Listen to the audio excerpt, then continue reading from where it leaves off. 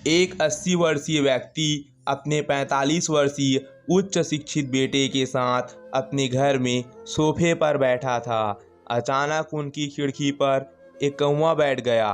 पिता ने अपने बेटे से पूछा, यह क्या है? बेटे ने जवाब दिया, यह एक कौवा है। कुछ मिनटों के बाद पिता ने अपने बेटे से दूसरी बार पूछा, यह क्या है? बेटे ने कहा, पिता, मैंने अभी आपको यह एक कौवा है कहा।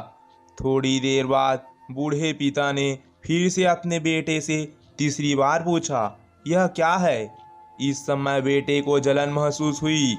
तब उसने अपने पिता से झुझलाते हुए बोला, यह कौवा है। थोड़ी देर बाद पिता ने फिर से अपने बेटे से चौथी बार पूछा, यह क्या है?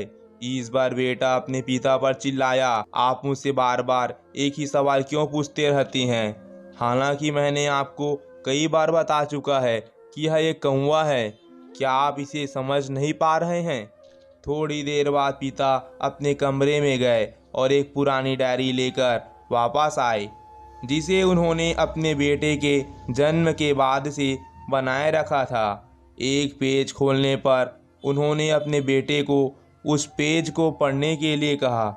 जब बेटे ने इसे पढ़ा तो निम्नलिखित शब्द डायरी में लिखे थे, आज मेरा 3 साल का छोटा बेटा सोफे पर मेरे साथ बैठा था। जब खिड़की पर एक कौवा बैठा था, मेरे बेटे ने मुझसे 23 बार पूछा कि यह क्या है, और मैंने उसे 23 बार जवाब दिया कि यह एक कौवा था।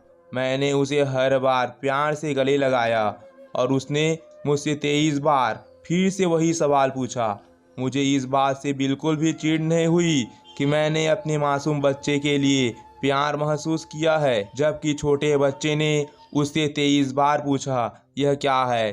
पिता को 23 बार पूरे सवाल का जवाब देने में कोई जलन महसूस नहीं हुई, और आज जब पिता ने अपने बेटे से सिर्फ 4 बार यही सवाल पूछा तो बेटे को चिढ़ आ गया और गुस्सा महसूस हुआ।